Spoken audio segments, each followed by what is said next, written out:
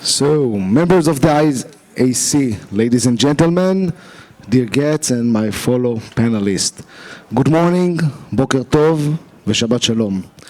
As introduced by Lital, my name is Eyal Dror. I'm married to Michal, who is sitting just here, yeah, and I'm a father of 3 children. I came here after 300 days serving my country with my unit, and on Tuesday coming back to serve. Thank you. These days, my family and I, along with nearly 100,000 Israelis, are marking close to a year of living away from our home, a consequences of a war imposed on us by Hezbollah starting at October 8th. It's hard to describe to those who haven't experienced it what it means to sleep not in your bed or to shower in someone else's bathroom. And I said that as an IDF officer who slept dozens of times out of his home, out of his bed. It's hard to describe the pain of the children who had to part from our kibbutz, from their friends, from the activities they loved, and yes, even from the familiar teachers and school. There are many security challenges facing the state of Israel and the Israel Defense Forces in the coming days and weeks to accomplish the primary mission of returning the hostages on one hand and ensuring the safe return of the northern residents to their homes on the other. However, as a dear friend of mine once said, despair is contagious, but hope is even more, and the role of today's panel, as I understand it, is to inspire hope. My dear fellow panelists will attempt to outline for us, beside on their exciting experience, the challenges of the North and the South. The challenges that the residents of the North and the South are likely to face in preparation for returning home. More importantly, they will try to describe and explain how this can be done in the best possible way, allowing the North and South to flourish once again. Shall we begin? So, Yarden, in the conversation we had, you mentioned that you were among the first to return to Kibbutz Be'eri. You can clap your hands for Yarden. As the kibbutz itself resumed functioning, how did you go about the process, and do you have any advice for us, the residents of the North, on how to prepare for our returning home? You hear me? Yeah. So me personally, I came back to Kibbutz Be'eri about 2 weeks after. I came back to live in Kibbutz Be'eri 2 weeks after the October 7. I came back before, but I lost my brother, Shachar Tzemach, who fought in the security team of the kibbutz. Fought the terrorist for 7 hours by himself until he ran out of ammunition. We also lost another 101 members of the kibbutz. We still have 10 hostages from Be'eri. So you can imagine the mental state that we were all at. Since I personally lost my brother, I lost some of my best friends. And kibbutz is like an extended family. We lost 102 members on one day. So you can imagine the mental state that we were. And going from our personal grief and our personal shiva to sometimes 15 funerals a day, and going from shiva to shiva and from funeral to funeral. And you can't be in all funerals, mentally and also physically, you can't be everywhere. So for me, after these couple of weeks of going from funeral to funeral, from shiva to shiva, I felt the urge to go and do something positive, to go out, return to Be'eri. I came back a few days before, and I saw how the kibbutz looks like. This is the place I grew up with. I'm third generation in Be'eri. My grandparents arrived in 1950. So to see our home the way it was it was heartbreaking, but it also gave me the drive to go out and do whatever I can to make it back to how it used to be. So we came back, the printing factory, our printing factory, which is the biggest factory in the region. We are the biggest employee in our region. We have workers from all over the region, Sderot, Netivot, Ofakim, Bedouin community, and etc. Came back after a week. The CEO of our printing factory tore the ribbon when his mother was still missing. He didn't know then that she was already murdered. And it's such a time of uncertainty, we decided that we have to come back. Time of grief, time of uncertainty, we have to come back. We have to jump back on the saddle, as you say, and do whatever we can to go back on track. Because for me, I couldn't be in a state of grief and sadness for so long. I had to be, and processing while you're in a state of doing. This was also therapeutic to me. So we came back very fast. The kibbutz is now totally functioning. We had amazing people who helped us along the way, whether it's volunteers from all over the world. Thank you. Thank you. Volunteers from all over the world, the people of Israel, and I feel the love and the hug that we get from people all around the world is amazing. Thank you, Yarden. Liat, I heard, and I assume that some of the viewers also heard about the recent days on Metula, the ongoing shot on your neighborhood, on your street. And for the benefit of those who are less familiar, can you please describe us a little bit the challenge you faced and your family faced in the last year? I'll start by saying that, hearing you, Yarden, I think that people need to understand first that there's a new disaster scale in Israel. And since October 7, around noon, if you weren't kidnapped, murdered, burned alive, or, there were a lot of options, unfortunately, then you are actually doing very well. It's crazy. It's a crazy reality. So we have 100,000 people who are still uprooted from their homes, and they're doing very well. With that said, I do belong to a lot of circles of impact that this last year has had. I'm married to a high-rank reserve duty commander serving from October 7. I'm the mother of 2 young ladies. Dror, 22, actually here in the audience, just finished her reserve duty of 4 months to join us.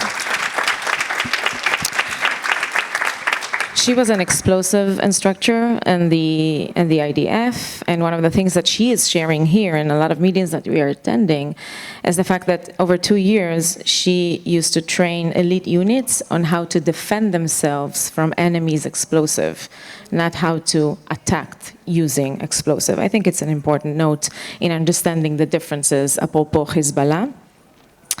My youngest, she's 20, she serves at Magav, she's a combat soldier.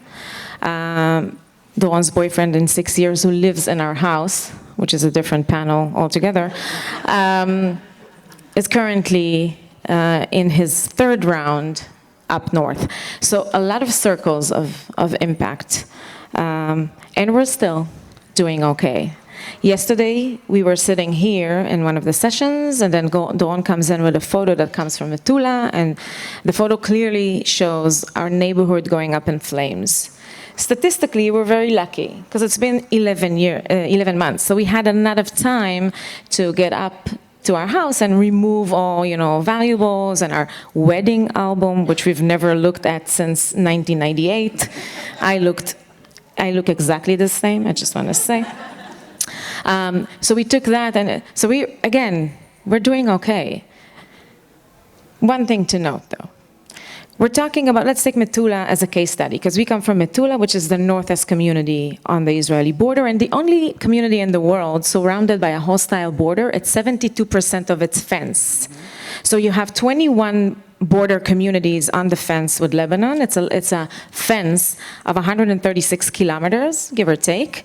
21 communities, they touch the fence. It's not like you literally touch the fence. So 72%. One day in January, we had Hezbollah, Radwan forces shooting at one another from the eastern. It was a very nice day. In any case, that is the reality. Out of 620 homes of Metula, you need to understand that over a third no longer stands. So when this thing will be over, it will take us time, objectively, to rebuild infrastructures and buildings and schools and roads, but also the community.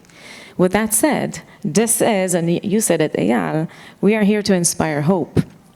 So I will say... We are doing okay, like you said. We're doing fine. Okay. We're doing fine. No, I'll say more than that. In order to be a citizen of the north border of Israel, you need to have a titanium kind of spine, right? You know that over the fence, it's no unicorn land. It's not new. Shocking news, when this thing will be over and we're still not sure how it will be resolved, right?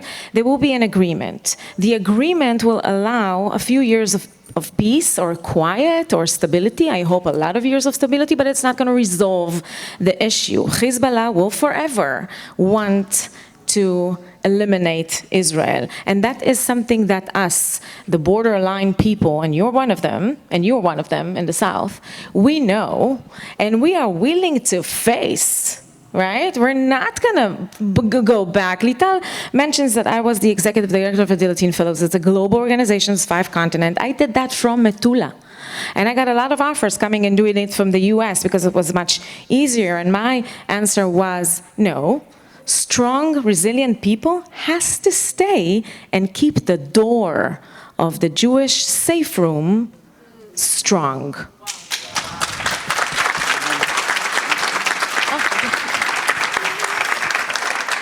I will just mention regarding to what Liat said, do you know how Hezbollah called themselves? The protectors of Lebanon. I will use that because, of course, they are not protecting anything. Maybe they're protecting Iran.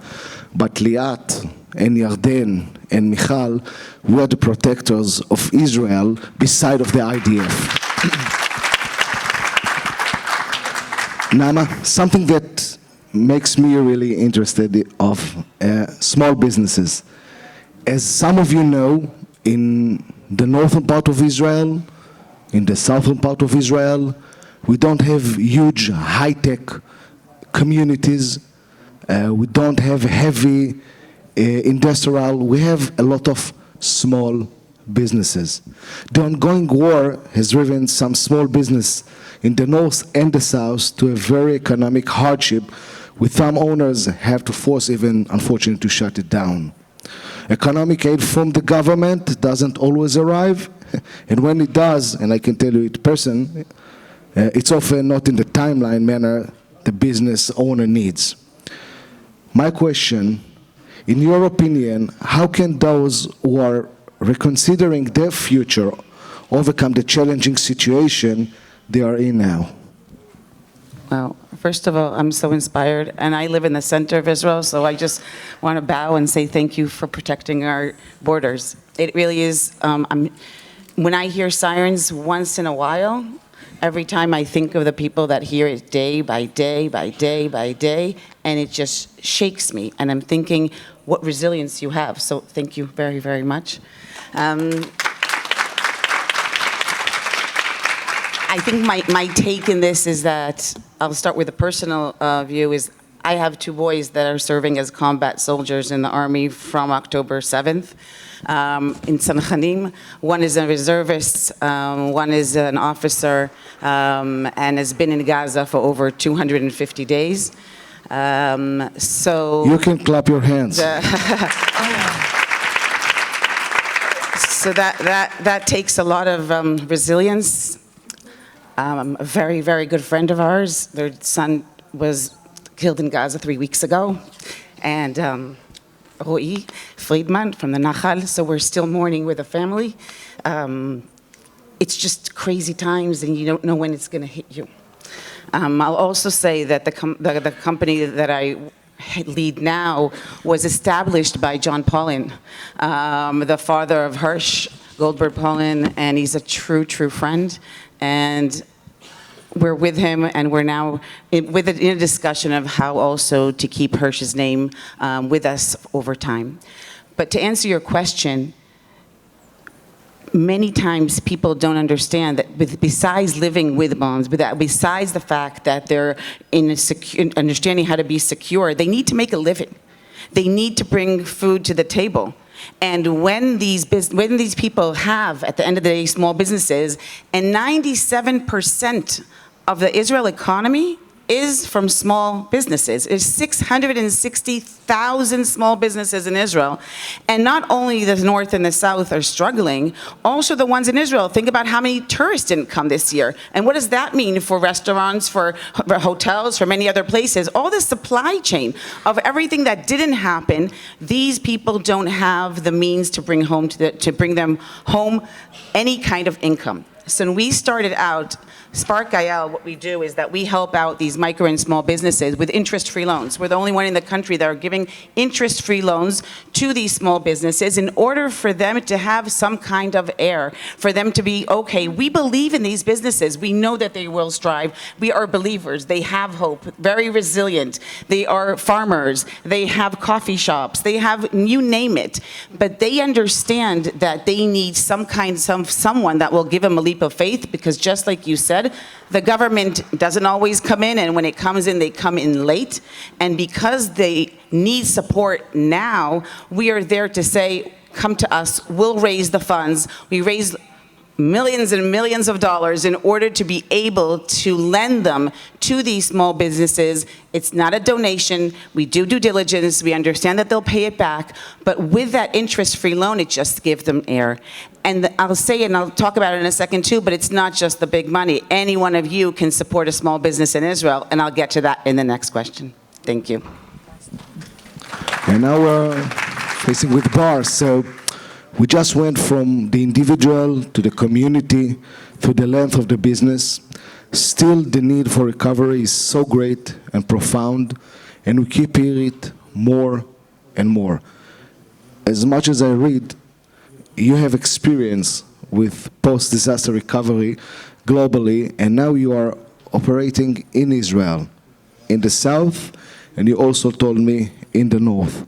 We would love to hear how does PollyLabs, and I hope I said it okay, think about economic recovery and bounce back of the periphery in the macro level. Of course, and I echo Naama's words, and just want to ask, how many people in this room are not from the Israeli periphery? Like, you don't live in the south of Israel or the north? Raise your hand if you're not. All right, so I just want to thank you for being here, right? I feel like people that are spending time and choosing to come and listen about the current experience and struggle, we need more of people like you that choose to spend their time. So I just want to recognize this and appreciate you for that. For the personal context, I'm an Israeli American. I spent most of my life in Israel. I moved about 10 years ago to the US for grad school, and I stayed. My family is from the Gaza envelope. My sister lives in Dror, and we spend the few months after in my living room. On the professional level, I've chose to spend my career outside of Israel, looking at humanitarian disasters outside of Israel. And I work with people from Afghanistan and Puerto Rico on disasters, on different things. And we look at how technology and business model can scale solution to build back stronger, more resilient economies. And after October 7th, we started to understand that, well, humanitarian disaster is now also relevant in our beloved region, and we start to look. And when you get advice and some comfort from your Afghani friend, you know you're in big troubles. And that was our experience. So back to your question, the need for recovery is just so grand. We don't have enough resources to solve it. Stop. We don't. Take all the philanthropic money and all the government money, double it, triple it. Not enough, right? So when we think about how are we starting to build back those societal, educational, economical foundation, we truly need to think about how do we unlock more money. And unlocking more money, it means that we make smart strategic investments in things that will propel more money, right? For example, small businesses is a great example for strategic investment where you're giving a business $1,000, but it's actually creating more money because then it's going to attract investment, it's going to get revenue, it's going to give people employment. Similarly, we look at opportunities that are for example, if you're investing in companies, startups, if you're investing in accelerators. So we're truly trying to think about how we take $10 of donation and make it into $1,000 of capital, being at the private sector, governmental. I'll give you a couple of examples. Our first grant that we gave was to a startup, a philanthropic grant, no return, to a startup that called Citizen AI, that you must know, that is helping financial resilience for families. And we gave them the money to develop a bot. Like, how many grants are there for a for-profit startup to do a bot? And the reason was simple. They developed a bot that helps people to utilize benefits that were stuck, right? The federations, the government gave all these new benefit schemes, but people were lost. Like, they didn't know what to have. So you had millions of dollars stuck in systems, and people are not able to get them. So in a small grant, we were able to develop a tech capability that will unlock this money. And even more, grow a tech company that we think will raise millions of dollars in coming years.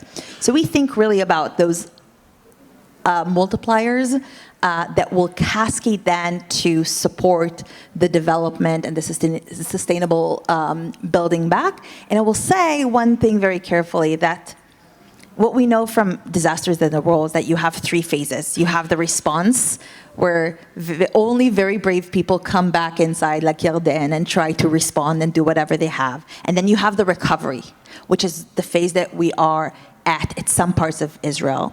And that is a moment where you can build back better than how it was before the disaster. Disaster offered this moment where structures are torn, that you can rethink about, oh wait, let's rebuild it in a way that is smarter. So truly, when we think about scaling or growing the scope of support, we also want to think about not just going back to what we had, but building it better.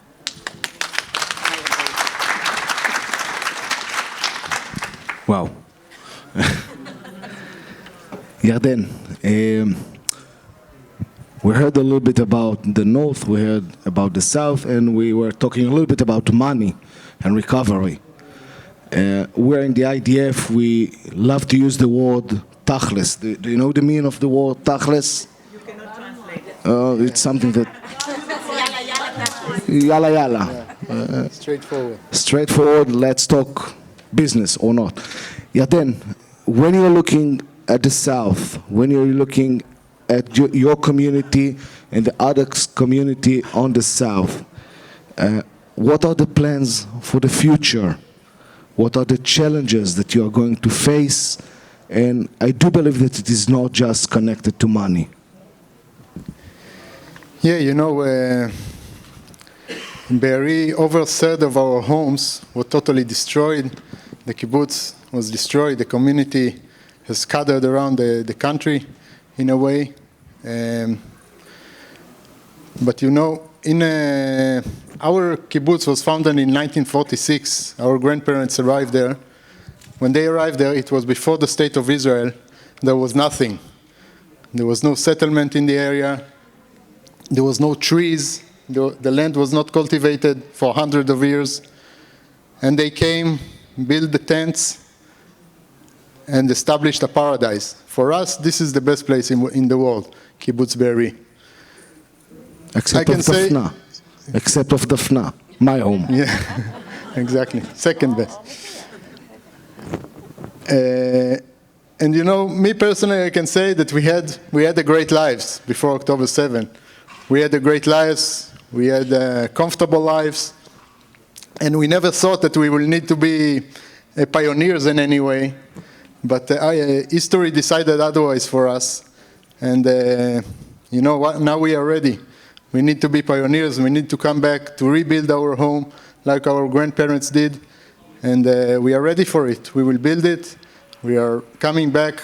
At first, only crazy people like me came back.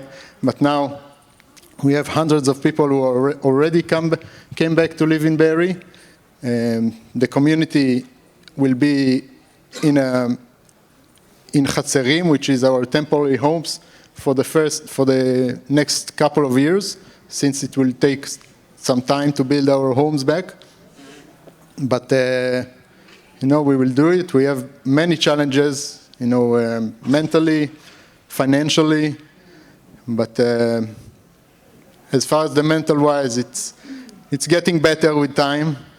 People, as I said, being active is therapeutic, and I see not only on myself, I see it on the rest of the people who came back to work, came back to Be'eri, and, you know, functioning, the kibbutz is functioning. And financially, we are, of course, there is a lot of financial struggles, but thanks to many people, great people that we met, and philanthropists, we will get back on our feet, and we will rebuild our home eventually. Amen for that. Yeah, thank you. Liat, it's almost the same question, although there is a little difference, I do believe, between the thoughts that a lot of from the communities came back even to temporary places, and to our that still not our communities and spread all over for the second year, for the second school year. Just imagine the thoughts of parents that the son or daughter start a new year, a second new year out of their home, and what will happen if in 2 months they will tell us, go back to your home, and then what are you going to do in the education system with your children that already started something else. So I do believe that there is some differences, and I'm wondering, are there concerns that part of our communities might decide from their own reasons not to return to the north?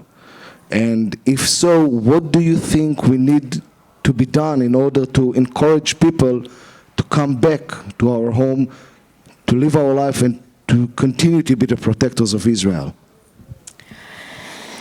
This is a complex answer. I think there's a reality that needs to be understood. The north of Israel, on October 6th, as the weakest region in the country, one of the most important ones, neglected ones, and the weakest. Socioeconomically, you have the most struggling communities in Israel, based in the north. Therefore, the surveys that are going out now and asking people, would you come back, would you not come back, and showing 84%, between 72 to 84, depends on which one you're choosing to look at, but it's high percentage saying that they're not sure that they are coming back, and they're debating and so on. I think the question is wrong. The question should be, can you afford paying your mortgage in Shlomi, in Shtula, in Avivim, in Yiron, Sasa, Metula, socioeconomic 9, okay? Very strange to the region. In Metula, you can ask the question, can you afford doing that and still pay a rent of 14,000 shekels in Ra'anana? Side note, once the uprooted people left the hotel thing, which was super difficult, 5 family members in one hotel room. You're here for 3 days now. I don't think you can do it with your teenage children, using the same bathrooms. Very hard. Another disaster scale. Down, down, down below, but it's there. Once you understand that this is not an option, and then you leave it, and then people left the hotels looking for apartments, an apartment that was 3,000, 4,000 shekels before became 14, 16, and 24, someone said to me, 27. Oh, okay. You have the Going mitveh, once, so give me going the twice. money. Okay, You so have the mitveh. So that is the question. Can you afford paying both? Can you afford sending your children to private school at Gush Dan, which we do not have at the north, therefore we don't pay for them, moving forward? So the answer for 85% of people who are under the poverty line on the north border of Israel is no. Therefore, they're going back home. Once the government closes the fountain of, some people call support, some call bribery, when that is closed, there are going to be a lot of traffic heading up north. Don't go out that day. It's going to be very hectic. So, and I'm saying that with a lot of criticism to our government, again, neglecting the region for years and years since its beginning, since the beginning of the Hityashvut in the north. But then, again, we are inspiring hope, right? So I want to say two things about that. Building back better, yes. The other part of the sentence that has to be there, by the people, with the people. If you want this to be sustainable, you can't come from the center of Israel and rescue the poor people of the north. That was, by the way, the narrative and the actions back in the 70s and in the 90s and in some ways after 2006. No more. There are strong, resilient people in the north. We should own our future. And another phrase that I want to leave you with is nothing about us without us. Not as an executive. I'm even looking, I think that this is something to embrace in your professional work, in your job, as a parent, you know, just as a human being walking around the world and trying to navigate relationships and communications and results and behaviors. Nothing about us without us. It doesn't hold. One of my worries, though, Eyal, is because the government, through municipalities mainly, and a lot of amazing philanthropy that came from the US mainly, which we are super appreciated about and of, we are going to go through difficult withdrawal once this thing over. Because there's a lot of money now dealing with current, right? You guys should take care of that. Looking at the long term, because as Yarden mentioned, these are communities who have suffered. And also I want to lose the term coming back home. People are not going to come back home. They're going to be uprooted the second time after a year and a half, I think it's going to be. And that's a different story altogether. You're going to go through the same challenges again, especially for young families with young children. Last thing I want to say, and I think this goes to this part of the panel. You guys are amazing in what you're doing. You should know that the investment should be focused on businesses that the owners are 20 to 35 in the north. Because we do know by fact that these are the people who are not coming back because nothing ties them. They don't have a mortgage. And for the first time in the history of the North, their parents are actually sitting in front of them and saying, you know what? Don't come back. There's nothing for you there. There's nothing for you there. And that is a disaster. We're going to end with communities that are getting older and older and older. And for old people, it's very hard to hold the door. And I'm going to say that again. And I want to shake you in your chairs. We need strong people holding the door.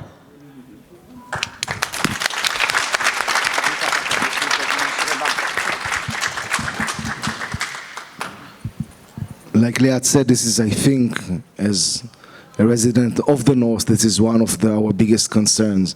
Not the 85 that will arrive or the 80% that will arrive, the 20% that will not arrive. It means that the North will go back 20 to 25 years. I say 40. 40? Yeah, easy. But now let's talk about money, about the business, about hope. Hope through resources. I remind you that Liat said we are doing okay. So, Naama, we talked about small business. As an average person, I do have the thought that if I want to donate to a small business, I need a very big pocket, thousands of dollars or something like that. Can you please explain us whether the average person, I'm not speaking about the billionaires, whether the average person can be a part of your dream, of your vision, and to help and to support the small and the so important businesses? So first of all, the answer is yes, and now I'll explain how. So I'll say first of all to Liat, when we started out, well, we didn't start Spark Eyal post October 7th. This is a dream of Amira Aronovich, was the head of the Jewish agency, her dream 10 years ago, and I'm just lucky to make it happen when I started 2.5 years ago to establish the organization.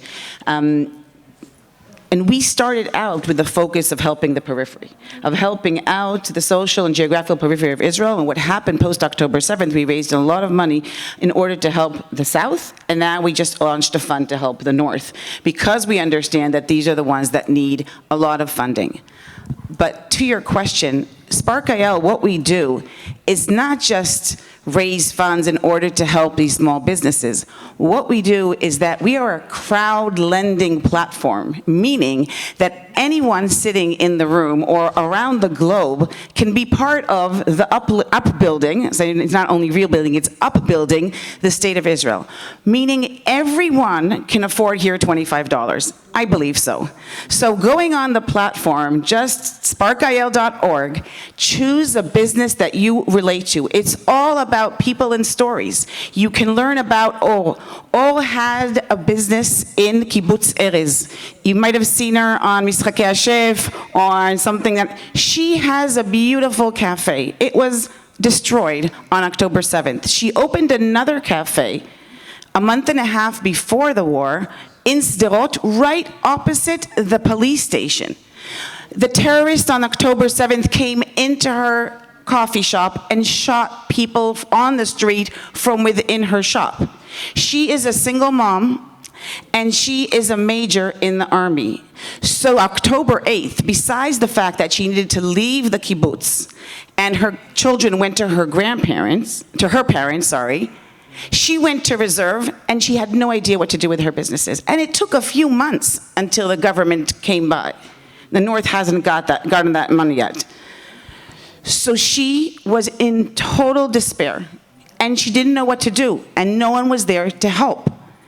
And when she heard about Spark Eyal, we gave her an interest-free loan that saved, you can hear her, you can go on the site and listen, it saved her life because she didn't know what to do, and she was in reserve.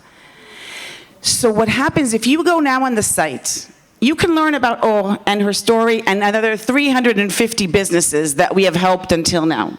You can relate to anyone you want. We have people in the north that have they're with beehives and giving out and selling honey. We have Druze, we have Arabs, we have Haredi, we have anyone you feel we want to connect to. And you decide who you want to help with a $25 gift. And it's not just a gift. You will get your money back. It is a loan. It is an interest-free loan. Like Lital said in the beginning, Lital was one of our micro-lenders from the very start, and she helped a business that needed a loan just like anyone else. We're talking about loans of $8,000, $25,000. It's not something too big what the people need. They're very small businesses. But Lital gets paid every month back a percentage of her loan. And that's the beauty of it. And with the money that she gets back, she can lend it to another business and to another business.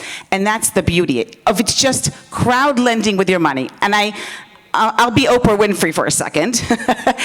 I want you all I know it's Shabbat. For the ones that use their phone now and afterwards, after Shabbat, just take out your phone, find Or, find Adam and Avichai, find Ziva, find whichever business you want to connect to, and we're giving you your first $25. You go and you go to the checkout, just do IAC 24.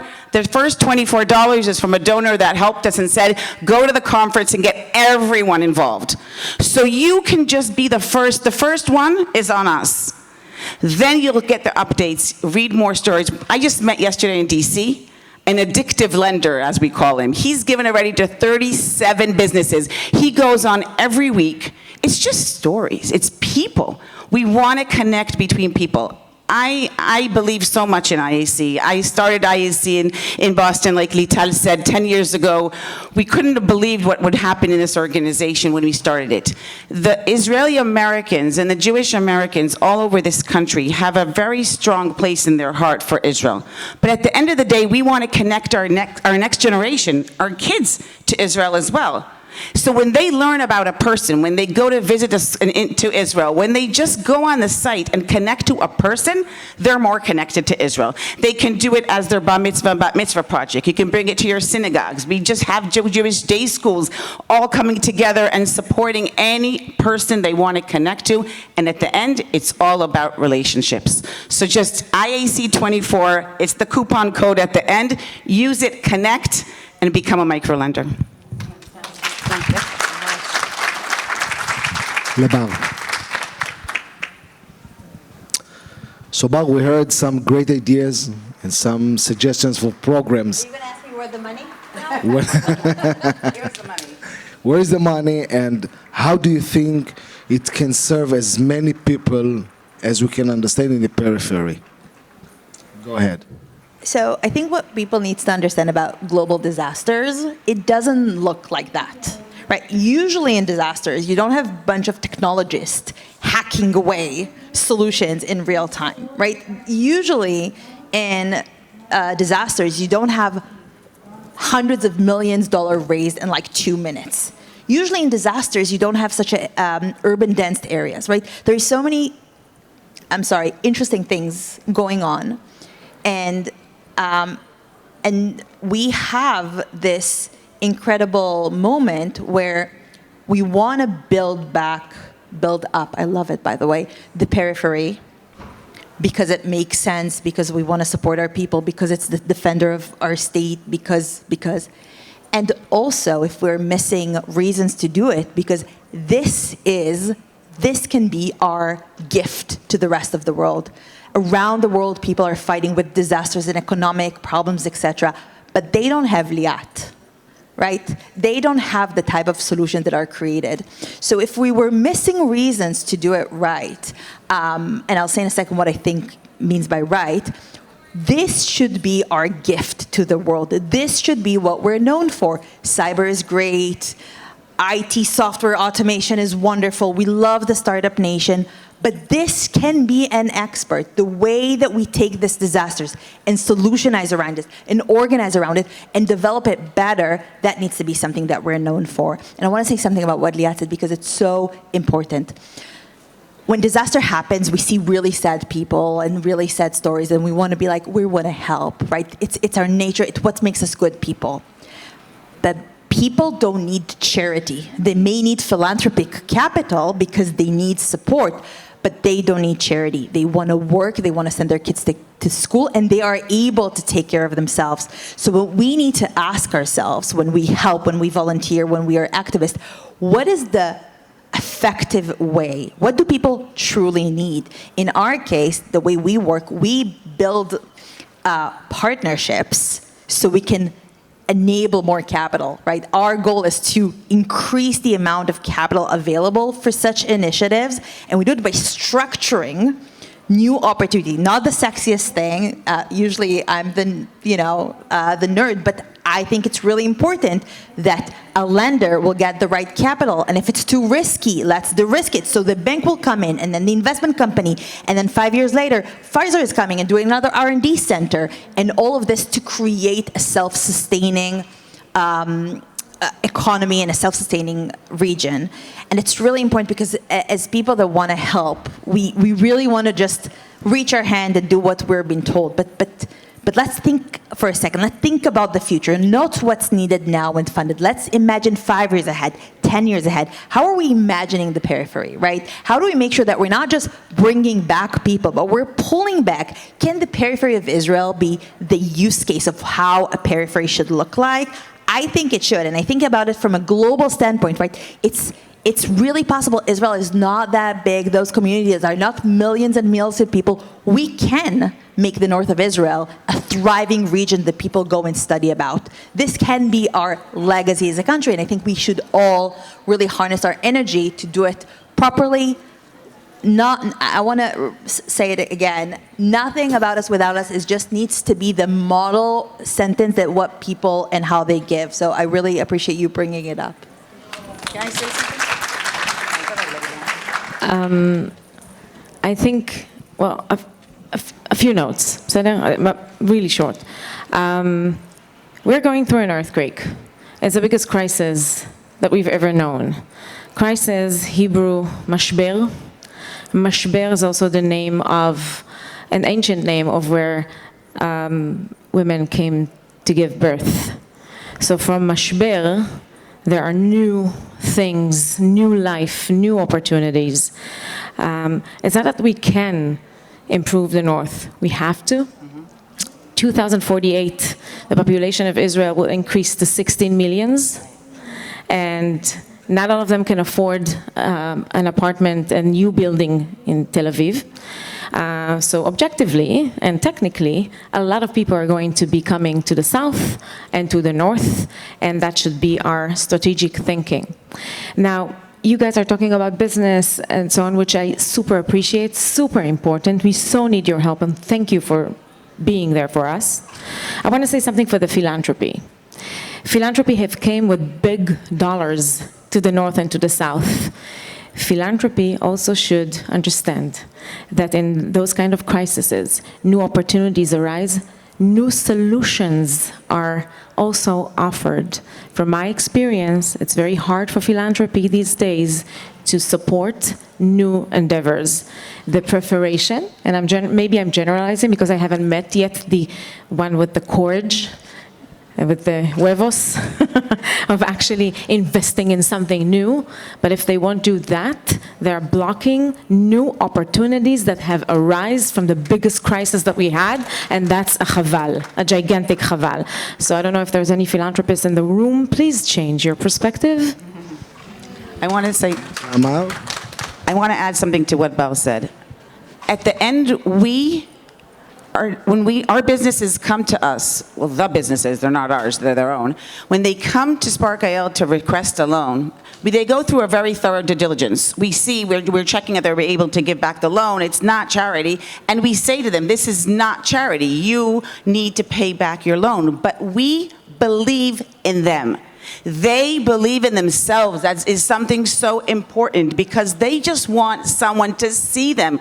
We're not a bank. We give very, very risky businesses, but we also have the philanthropy. We have a back in order if they will fall, and I'll say we have zero default until now because they are so thankful for the opportunity that someone saw them when so many others said no. But it's not a charity. It really is to help the ones that believe in themselves, and we are there to help them believe in themselves too. Thank you. So, I do know that I had one more question for each of you. However, we don't have the time. And Lital is just started to look at me. So, please, if anyone has a question, it's the time. First of all, this has been enormously helpful. First of all, compliment to you for what you're doing. It's interesting. I'd like to, and I'll get to the question and the comment. I went last night to the program with the families of the hostages, and obviously, that was very moving. But what's moving about this is you guys and the people you serve are living it day to day. You're not the 1%, with the president. You're the 30% that day to day has to incorporate it into your life. So I want to make one or two comments that I think are important in response. I am one of the people who works in philanthropy. We've been in the north, including working with Rashi on many, many projects, so I know the north. One comment that I just realized in listening, and it's not about us, but it's practical. The South and the North, I realize in listening to you, are in completely different worlds. Right, the South people have to know whether they trust the army enough to go home. But many of the kibbutzim don't have enough housing spots for the young people who want to be there. All the big institutions, all you hear about is the South. Really, it's just starting. So first of all, I think we have to admit to ourselves, my question is going to be about how to fix this. So I get to the question after the comments, right? So number one, the South, right, has the institutions, has the Federation, has Karen Kayemet, has the JNF, has the donors going to the South every day. And Tkuma with a large funding. Government money, and people are going home. Okay, so again, It's not working, but it's there. let me finish. I know what I'm talking about. The eyes of the Jewish world are on the South. True. The North is not where the sites, whether we fix it or not. People in the South might not be able to talk to you about a 3-year strategic plan, but they're back in their schools. So there's hope that in 6 months they'll figure it out. So my question to you is, once, and it's not about denigrating the South. It's about the North is very much in crisis because people aren't home. So my question to you is, first of all, I believe there's more than enough philanthropic dollars. I completely disagree with the point that we don't know where to invest. There's $500 million in cash, in the bank, for the system. So my challenge and question to you, because I want to do something about it, right? The North is not on the radar of American philanthropy in our institutions, right? So the question I have for you is, how do we empower the North? What, in your mind, and a program here or there, right, is not, the issue is not we have fancy programs. נכון. The North's looking for sandwich, not for a cake. So my question to you is, what should we do to bring the profile of the North and to try and ensure that the money and the funders and the institutions are more focused on a place which isn't even yet home? What is your recommendation, practically speaking, that we should do? Shortly? Okay, so I'll try to do it shortly. First of all, I think that one thing to recognize with everything that you said, that the North is still going through elections, because we haven't done that, the North and the South, by the way, which means de facto that you have leaders now that are in election mode, which means it affects your ability to make courage decisions. So I would not do what the philanthropy is currently doing, work with elective, trying to be elected again, officials in the North, too many of them, smaller area with too many players. Identify the key players that are there to maintain sustainability even after election if they're not elected, 1.